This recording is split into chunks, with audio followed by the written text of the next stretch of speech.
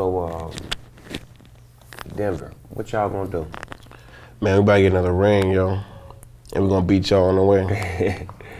I found out through conversation that you was the motherfucker that stripped the ball from my running back when we was finna beat y'all in that game to go to the Super Bowl that year. Yeah. Why did you do that?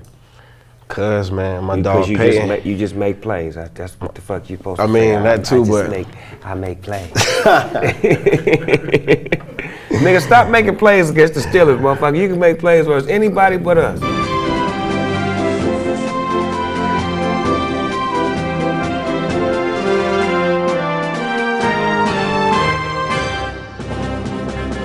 Ladies and gentlemen, boys and girls, you're inside the GGN News Network. I'm your host with the most, Finding Nemo, aka Nemo Hoes. And today, I got one of my homeboys on the show that's an NFL Super Bowl champ. You understand me? Give it up for the one and only Bradley Roby. What's happening with you, B-Roll? What's up with you, boy?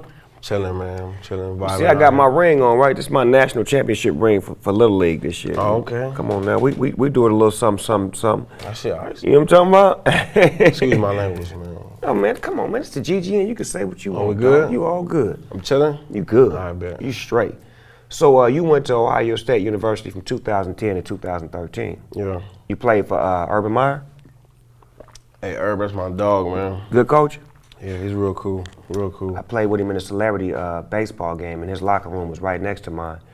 And we had some cool conversations. He's a great coach. I love him from the outside. I don't know how he get down in the locker room, but I love the results of how he keeps sending y'all to the NFL. Yeah, he pumping them out right now, man. We really kind of taking over the league if you really look at it. Yeah, he's sending them. Y'all Yeah, doing a great job. We got guys rocking right now, and we got guys coming in the draft, so. Mm-hmm. How much of that do you attribute to being in the Big Ten, to playing against those tough teams week after week?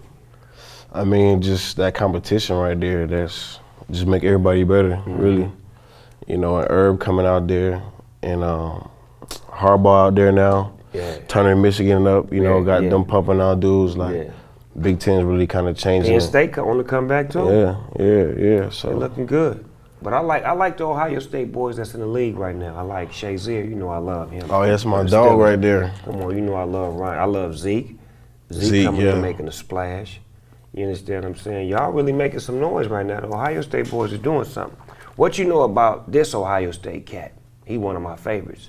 Who that? Santonio Holmes. Oh yeah, that's the OG. Dog. Yeah. A straight dog. When he played for the Steelers, dog. Yeah, he used to be up there at O State all the time working out, you know, kicking games to us, like just putting us up, just getting us right, you know what I'm saying? Teaching us. So he was coming back to the university spreading love. Yeah, you know, that's what everybody do at O State, you know. That's why I really like O State. That's why I'm glad I went there. It's like a real fraternity. Everybody It's a real brotherhood, you know, we call it, you know what I'm saying, the sacred brotherhood, and that's what it is. Like, we just all together, and people go back and just like, my big homies was like Maurice Corrett, like you was saying that's your homeboy. Yes, sir. You know, Malcolm Jenkins, he used to come back, holler at me all the time, just put me on game. And I used to do that to everybody now, you know. Eli, that's out right now with the Giants. Eli Apple? Yeah. That's Michael Blackson's nephew. Yeah. Hey, Michael Blackson funny as hell. You see the shit he be wearing? Them African suits with matching shoes? Hey. Sorry about that, Mike. I had to get it. It'd be crazy, but like only him can pull it off though. Yeah, right? Only he can pull it off, man. That nigga said only the Prince of Zamunda. I am here. Did you see my outfit? Hey, it's funny. I was at All-Star at D-Wade Spade tournament. I was playing, and he walked in there, and like I just started chopping it up with him. He just stood behind me the whole game, like making comments on everything I did, you know what I'm saying? Yeah, sounding like that though. You dumb motherfucker. Just saying all that shit. My bro, shut up. Like, goddamn. Shut your black ass up.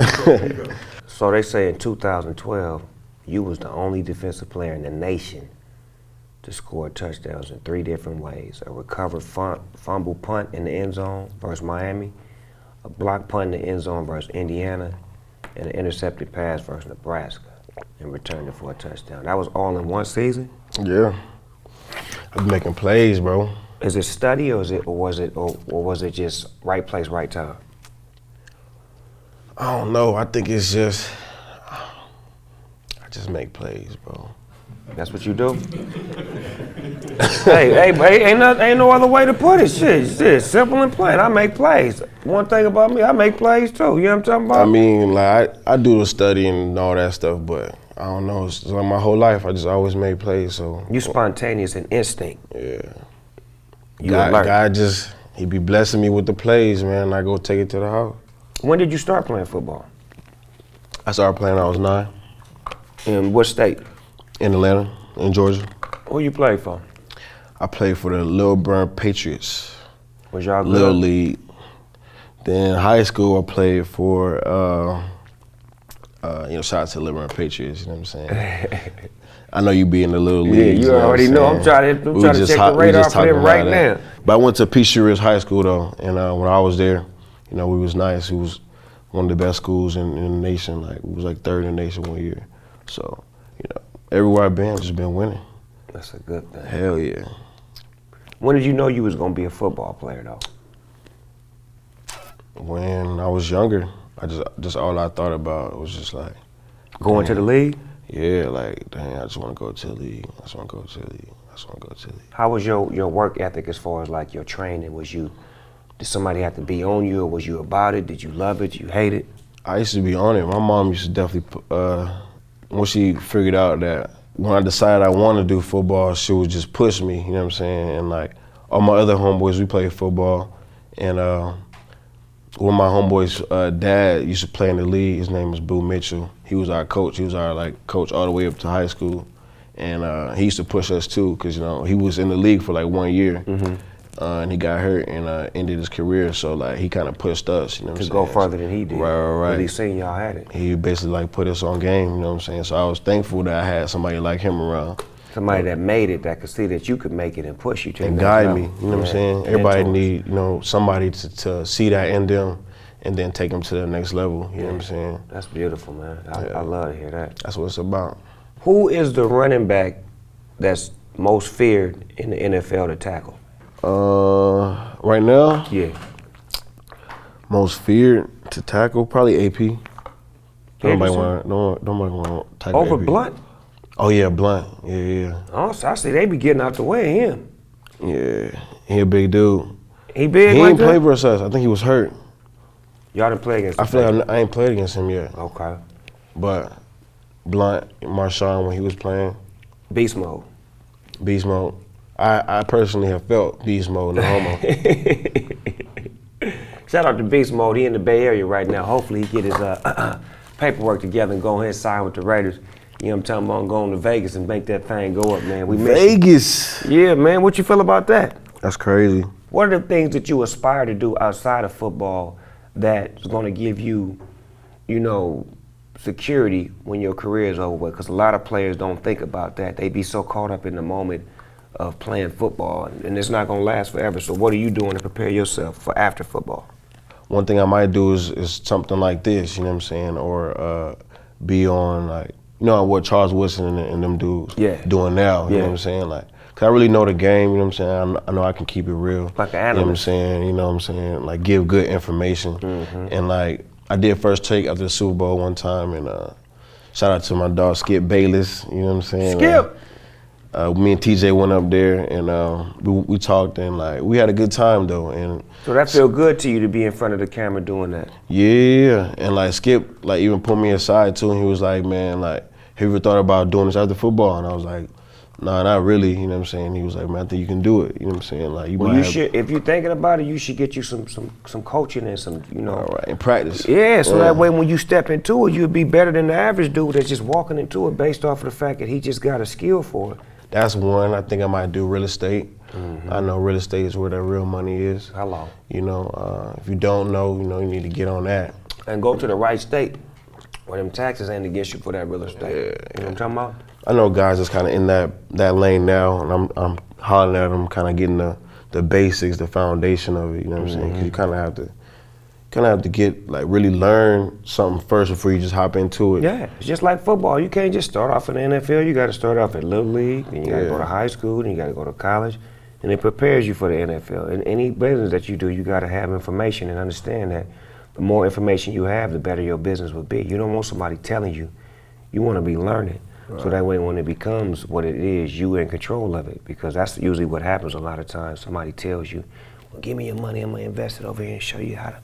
No, teach me how to. So that way, when it get to a point to where I'm learning now, I know I can make a better decision for myself. I think kind of learned it from my mom. I think she kind of taught me that. So mom raised you the right way. Yep, solo dolo. Shout out to my mom. Hey, shout out to my mom too. Same game, solo dolo. Look what she did. Hey, you know what I'm talking about? Snoop, the OG. Come on, man. Your mama did a great job, boy. You in the NFL. Shout out to Miss Roby. You hear me? Yep. Real mothers. Getting paid. Come on now. She proud of her baby, man. You know what I'm talking about? She can say that. Hey, that's my baby on there wearing that number on television. You see him making plays? Because he make plays. She definitely do it. My baby make plays. She definitely do it. All right, so this is Stormy France reporting to you live from city to city, titty to titty. And in Los Angeles today, it's gonna be super hot. So what I will recommend you to do is wear super small shirts and a really small tank top, so you can walk down the street to Whole Foods and bounce your titties like this. So you can cause a lot of car accidents and relationships. And relationships? Mm-hmm. That's what I do. When I walk down to Whole Foods, because they are on their car. Yeah, and I bounce my titties and I'm wearing no bra. They crashed, so they were like, what are you looking at? And they were like, her titties, because she was bouncing her titties. They're gonna come out. Okay. Yeah.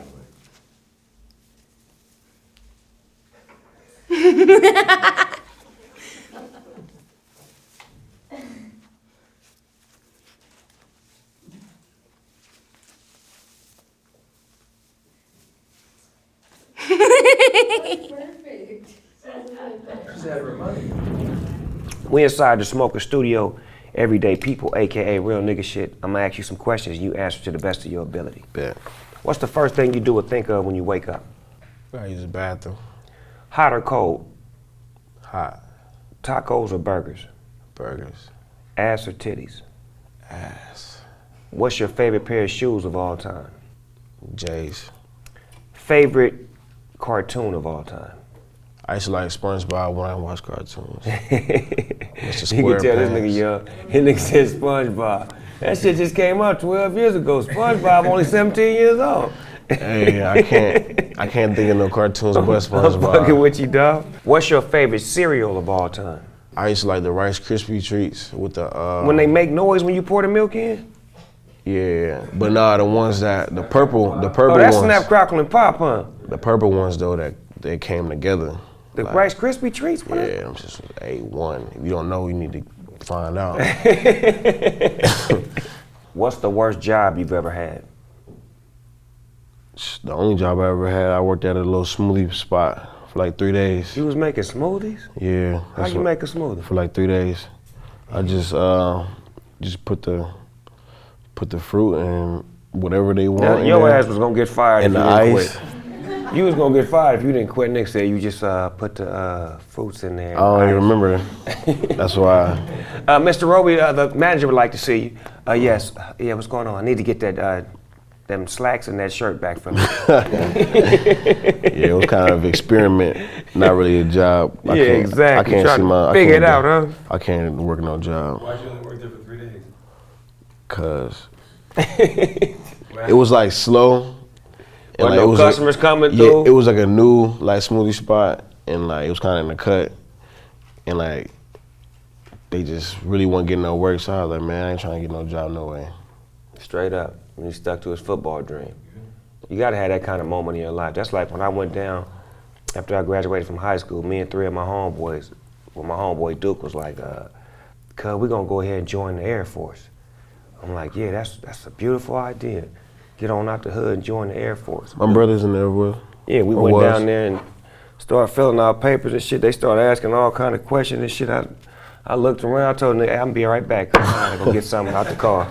Man, fuck the Air Force. Fuck out of here. Hey, that's funny as hell. Real shit. And my nigga Duke did 4 years in the Air Force. Shout out to the homie Duke. I couldn't do it. No Hey, way. that's funny though. Real talk. If you could remake any movie and star in it, what would it be? Remake any movie? And be the star of it. You think If it was a movie and it was like, you know what, I'm gonna be in that movie and I'm gonna play that part. Like if it was Training Day and you was Juice. just there. Juice? Which character?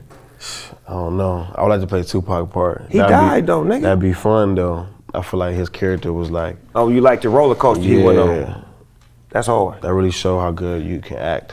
Yeah, the And switch Tupac roles really like that. showed that. Yeah. He did that. Did I tell you that I seen Juice for the first time when Tupac gave me that big ass laser disc? Yeah, tell him that story. What? Motherfucker, yeah, we was hanging out and we was smoking this shit. Nigga was like, you seen my movie Juice? I'm like, nah, I ain't never seen it, cuz. He like, come by my house. I'm gonna give you the laser disc, cause that's when laser disc was out. I don't even think you know what that shit is. I don't even know what that Nigga, is. laser disc, that motherfucker was about this motherfucking big, and it was square. It's like a DVD. Yeah. But it was a laser disc, nigga, big Yeah. ass square disc. So I went to the nigga house. He was in there frying fish and shrimp and shit. He was like, get the nigga the laser disc. Gave me Juice. I took it to the house and I watched that motherfucker and I fell in love with that nigga. I was like, this nigga is hard. Juice was what's the up, shit. He yo. did that. That's what's up, though.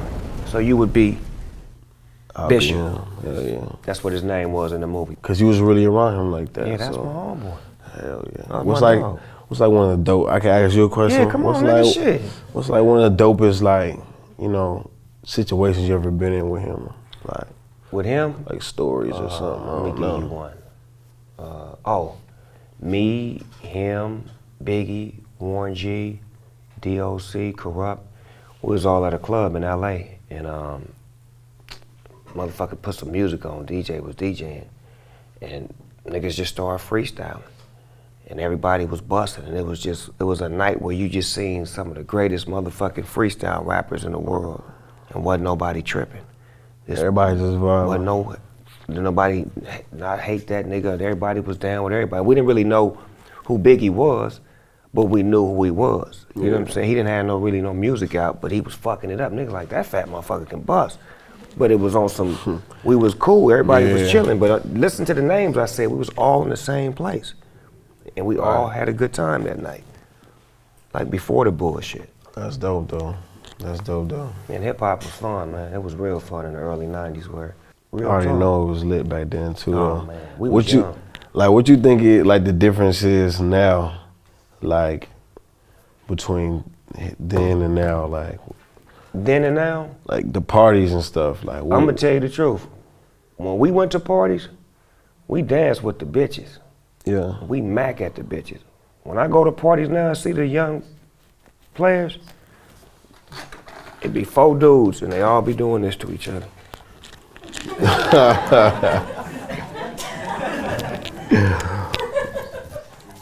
Hey. And it be 4 bitches over here, and bitches be over there by themselves like. And the bitches be like, fuck it, I'll just grab her and just dance with her nasty, cause ain't no dudes over here dancing with me. Yeah, I when see we that came too. up and we seen the bitches, we go 5 bitches, 5 of the homies, we all gonna call out one and map woo woo woo. And make it happen. Even if we strike out or don't make, we made the effort. Right. That's what I be trying to say too though. Do you be seeing that or am I just see that a tripping? lot. That's why I asked you, you know what I'm saying? What you think the difference I mean, is? I know I'm getting older, my eyes ain't what they used to be, but I be seeing some pretty women in the club dancing by themselves. So I'm about to make me a club, right? My thing is I'm gonna make a club that's for people who come to dance, to have a good time, and we're gonna play slow jams too, so that way you can get close to a woman, put your finger on the small of her back, and work your way down to her booty pop. You know what I'm talking about? That's how I used to be when I went to party back in the days at house parties. Everybody be dancing fast, or sometimes people wasn't dancing, they'd be against the wall. But as soon as he put that slow jam on, that's when you make that move. What's happening? Let me get this dance. Can I get this dance? And see, you knew how to be a player. You had to ask her, hey, may I have this dance? Now it's, bitch, you wanna whoop whoop, ho, fuck that. I mean, I'm attributed to it in the beginning, but I'm just saying. Make up for it. I still had player bones in my body to be like, say bitch, Would you like to dance?